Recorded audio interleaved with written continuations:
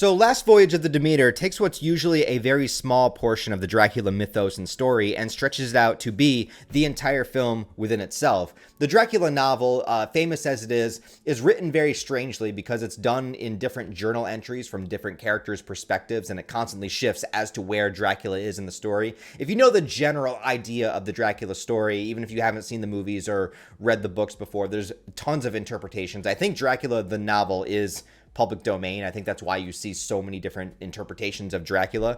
The funny thing is that this movie is released by Universal, who of course did the original Universal monster movies back in the day with Dracula and Frankenstein, Bela Lugosi, and all that stuff, which I love.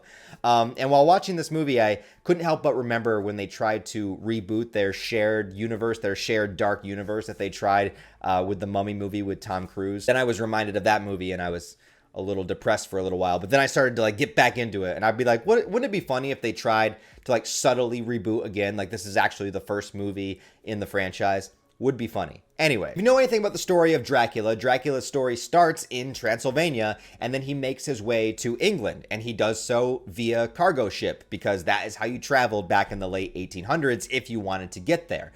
And usually, you either hear a little bit of an excerpt of what happens on the ship, but most notably in most of the movies, you pretty much just see the aftermath. You see that Dracula killed every single person on the ship. There's no survivors, and now he's in England. It's a very, very small portion of the actual Dracula story. So to make an entire movie about the ship that takes Dracula from Transylvania, from Romania to England, I thought it was a really, really interesting concept and an interesting idea, because there's so much you could do with that. You know, there's so much here that you don't really hear about in the other stories or the book, or even in the original Bela Lugosi Dracula movie from the 30s. You just see, they're not even allowed to show gore and stuff back then, so you don't even see any of the dead bodies. You just see shadows, and you just have Renfield as the only survivor there, who's obviously obeying Dracula.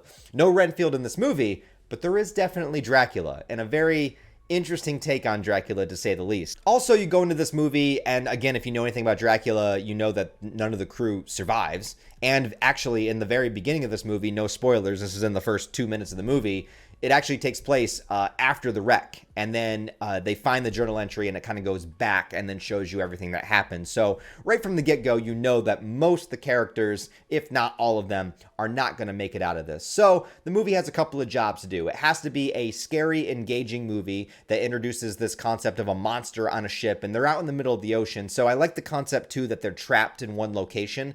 99% of the movie takes place on the boat, the Demeter, obviously, and they can't escape. You know, it gives vibes of the original Alien movie or the original The Thing, and this movie is not as good as those movies, but you can definitely tell that it takes inspiration from those and has the idea of a bunch of characters that are locked in one location, cannot leave, and there is a monster that is killing them one by one. What are they going to do? They have to figure out what it is, how it works, how to fight back against it. There's so many of those little things that are happening through here. As well, you know, you could tell there's influence from Alien, because even though we're on a ship in the ocean instead of a spaceship, there's a lot of scenes with corridors and kind of only subtly seeing the monster kind of in the shadows, not really making him out, not getting a good look at him until towards the end of the movie. So there's a lot of influences of Alien that I saw in here that I appreciated. Again, this movie's nowhere near as good as those movies, but I appreciated sort of the influence and seeing that kind of on display here. It also has to get you to like the characters enough that you care that they're going to die. It could go in two directions, right? Because you know that the crew is pretty much all going to die. Now, I'm not saying every character dies in this movie,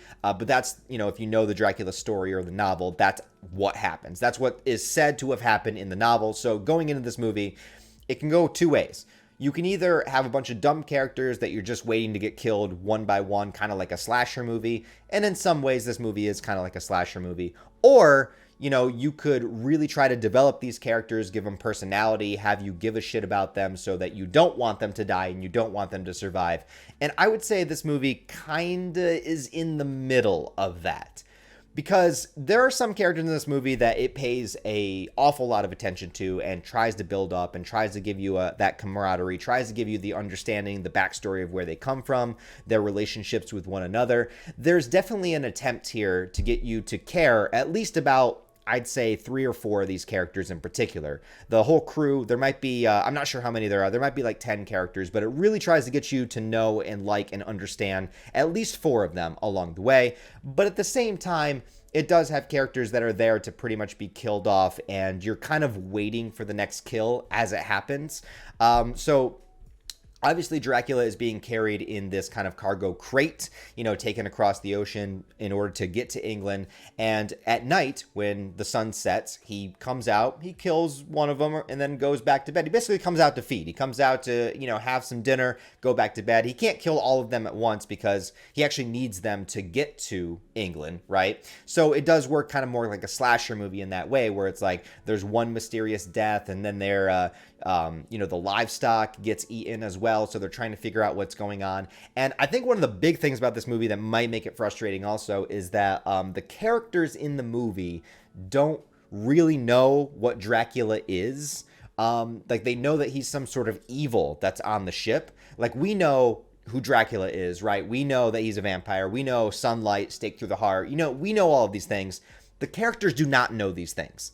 Like, this is not a concept that they are aware of at all. Most of them are pretty, practical minded or very scientific. Like, they're not thinking about monsters or monster weaknesses or how to fight it in that sense. They're trying very normal things, treating it more like a beast or a creature than they would an actual vampire. They are obviously wrong, and that is why they start getting killed. But it could be a little bit frustrating watching the movie being like, just put him in the sunlight. It's like, well, they don't know that. I also have to talk about Dracula in this movie. I'm not going to spoil anything as far as like the details or anything, but they have very unique creative choices for Dracula in this film, because it's talked about that they name drop him, they call him Dracula, they say that he's intelligent, and they say that he poses as a human. But on this boat trip, he does not. He is definitely a creature. And you see this in the trailer, so this isn't a spoiler or anything, but the design that they chose to go with for Dracula is very, very, very like Nosferatu, like Count Orlok, original Dracula, like before Bela Lugosi, original Dracula. This is 1000% like an adaptation, at least design-wise, of the Nosferatu Dracula, for sure. And I kind of like that. I kind of dug it because I like the creature design to it, because he's basically just coming out to feed. He's not trying to pretend to be a human. Like, he's just there to do business, basically. So they make him look very monstrous, very, like, Nosferatu-like. And I like that they used a lot of practical effects for that. But there is also CGI in the movie that I think takes away from it. I wish they would have done practical effects the entire way through. There's a couple of scenes with CGI fire that looks really bad. I didn't like it. I wish they would have just used real fire. There are a lot of shots of Dracula with the practical makeup and effects, which looked great. And I was like, yes, do that. But then there's also a lot of shots of like CGI Dracula that took me out of it. And I kind of wish they would have went all practical, especially with the setting and especially with the time period. It's the late 1800s. They're on a ship. Like, the more practical, the more realistic, the more grounded you could go with it, the more that I liked it. Like, all of that kind of stuff I liked. But every time they did the CGI, which doesn't take over the movie. There's not like a ton of CGI. But I wish they would have just chose one direction instead of trying to do both. Instead of trying to do both practical and CGI, the practical looked great. The CGI did not. I wish they would have just stuck with one. As far as the scares and gore goes, I don't think this movie is going to be very scary for like your casual horror fan. I think maybe if you're just an average moviegoer, there's probably a couple scenes that's going to make you jump. But I think that if you're used to horror movies, this movie doesn't really do anything profound with its horror. You know what I mean? Like, the gore sequences are pretty similar. Like, it's not very creative with the kills themselves. The kills are good. The kills are good. They're good. But, like, they don't really do anything exaggerated or creative with it. Like, it's pretty much, like, just Dracula doing his thing. And, yeah, they don't really go beyond that. So the gore isn't crazy, although it is there. But because of the characters that they have to kill in this movie, there are some kills that you probably wouldn't see in, like, a regular mainstream horror movie without really giving anything away. Like anybody is fair game. That's all I'm going to say. Is, like, going to this movie...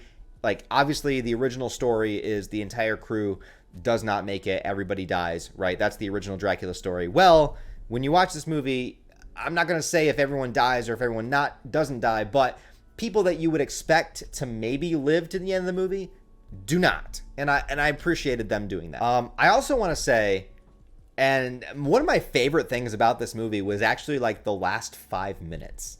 I don't know if anyone's going to talk about this, or I don't know if anyone's going to like this, but again, like I don't want to spoil it, so maybe I'll just kind of put up a spoiler warning here. So I'll basically just say, yeah, if you're interested, I think it's a good kind of casual horror movie. I don't think it's something you need to see in the theater. I think it's something that you would probably watch like during October if it was on, or if it was on streaming or something. Something you would want to put on kind of later at night that you're just kind of like having a good time with, but isn't gonna be so profound that you remember it for years to come. I think it's an interesting kind of fun take on it. I like the concept of taking this one tiny little segment of the story and making that your whole movie. I think that that's cool. I like movies that take place in one location. I think the Dracula design is good, but I think overall it's not going to be super memorable, and I think that they could have gone harder with like the kills and stuff like that. So I don't know. If I was giving it a grade, I'd say like high B tier, maybe somewhere around there. But check it out. If you guys have seen it, let me know what you thought about it down below. Leave your comments about what you thought of the movie. Spoiler alert from this point forward in the video. I just want to talk about the ending real quick. So, spoiler, you've been warned. Spoiler, spoiler, spoiler. All right, so there is only one survivor at the end of the movie. And they get away with it because he's technically not part of the crew. He was somebody that they brought on board. So you could still say the entire crew died. You would be correct. So they do the best of both worlds. And you know that Dracula can't die unless they're changing the story. Because he gets to England and then he starts, wreaking havoc and doing everything with those characters there, and meets Van Helsing. And so there's like the whole bulk of the Dracula story takes place after this ship voyage, right? So I was wondering what they were going to do with that. If we were just going to see Dracula get to England, because he's in sort of his monstrous bat form the whole movie, I was wondering if we were going to see him like morph into a human. We don't really see that, but what we do see is the one survivor at a tavern later in England, and he's basically trying to hunt down Dracula because he's trying to get vengeance for everybody. He's trying to like discover, what this creature is and whatnot. And he sees him in the tavern, and you do see sort of like the Nosferatu version of him, but a little bit more humanoid. But he's got like the suit on, he's got the cane. He sort of has that classic Dracula vibe, but definitely still looks monstrous. And I thought this part looked awesome. And I kind of wanted like the movie to start from here. Like I just watched 2 hours of this boat ride, but the last 5 minutes actually kind of got me hyped. And I was like, I want to see the rest of the Dracula movie. You know what I mean? Like, I want to see him meet Van Helsing. I want to see like the other characters. Like, I want to see the Dracula movie now. You know what I mean? So, I don't think this movie's going to get a sequel or anything like that. I don't think it's going to do well enough for that. But I will say that like, I was shocked by like how hyped I was in the last 5 minutes that I actually wanted like a legitimate Dracula movie now. It's like, let's remake it. I know there's actually like a Nosferatu movie coming out. I think later this year, unless it gets pushed back. Yeah, Robert Eggers, the guy that directed The Witch and The Northman, is actually doing a Nosferatu movie, which Nosferatu is basically the story of Dracula. So that will be interesting if that drops. I don't know if the writer's strike is going to push that back at all. I don't see the release date, but I was pretty sure it was supposed to come out this year. So maybe that'll get me what I want. And Robert Eggers is an amazing director, but that's for later. Anyways, if you guys have seen Last Voyage of the Demeter, let me know what you think about it down below in the comments. What are your thoughts, opinions on it? Other than that, guys, please give the video a like, a thumbs up, and a comment to help it out in the algorithm. I'd really appreciate it if you did so.